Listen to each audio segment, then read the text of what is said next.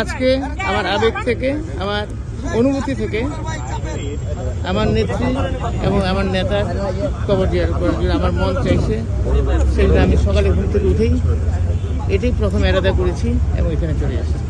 কোনো এটা রাজনৈতিক কোনো পরিকল্পনা বা কোনো সিদ্ধান্তের বিষয় এবং সেটা রাজনীতিতে প্রভাব কী পড়বে সেটা তো যখন রাজনীতির নির্বাচন হবে তখনই বোঝা যাবে।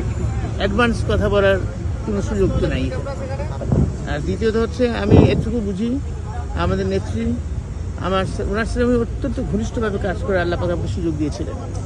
সেই সুযোগের মধ্যে ওনাকে দেখেছি ওনার দেশপ্রেম, স্বাধীনতা, সার্বভৌমত্বের সাথে কখনো আপোষ করেন। এত কাছে থেকে ওনার সাথে আমি কাজ করেছি। তারপর দেশের জনগণের জানমালের নিরাপত্তার ক্ষেত্রে উনি আপোষহীন ছিলেন। যখন আমি যা চেয়েছি নির্দেশে তাই উনি আমাকে দিয়ে দিয়েছেন। আমি বলছি যেটা করার জন্য আপনারা দেখেছেন যে র্যাব গঠনের ব্যাপারে, এবং র্যাবকে কিন্তু তখন রাজনৈতিকভাবে একদিনের জন্য 1 ঘন্টার জন্য আমরা ব্যবহার করি।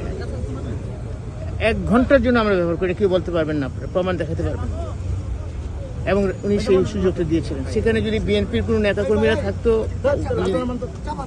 সেখানে উনি ছাড় দেন। সেই নেত্রী ছিলেন আমাদের বেগম খালেদা জিয়া। স্বাধীনতা সার্বভৌমত্বের ক্ষেত্রে আর অনেক ঘটনা আমার ভিতরে আছে, যেটা আমি দেখি, আমার অনুভূতির ভিতরে আছে। সেই দেশটা আমি আর কারোর মধ্যে আমি এখন পর্যন্ত পাই নাই। উনার ছেলে আমাদের বর্তমান একজন চেয়ারম্যান, উনার মধ্যেও আমি দেখেছি সেই একই জিনিস, যেমনটা ছিল ওনার বাবার প্রতি এবং ওনার মানে সহধর্মিণী বেগম খালেদা জিয়া এবং ওনার ছেলে। আপনারা দোয়া করবেন আমার নেত্রীর জন্য, আল্লাহ যাতে ওনাকে জান্নাতবাসী করে। পাশাপাশি দোয়া করবেন আমার নেতার জন্য, আল্লাহ যাতে ওনাকে ওনার উপর অর্পিত দায়িত্ব অতি ন্যায্যতার সাথে সঠিকভাবে পালন করতে পারেন, যাতে দেশের জনগণ উপকৃত হয়। আমরা কিন্তু প্রথমে প্রয়াত রাষ্ট্রপতি জিয়াউর রহমানের আদর্শ নিয়ে এসেছি এবং সেটি নিয়ে খালেদা জিয়া আমাদের নেত্রী, সাবেক প্রধানমন্ত্রী, উনিও সেই একই জিনিস নিয়ে আসছেন এবং আমাদের নেতা জনাব তারেক রহমান সাহেব ওই একই জায়গাতে থেকে আমরা আসছি। তো সেখানে কোনো পরিবর্তন হওয়ার কোনো আশঙ্কা তো নাই।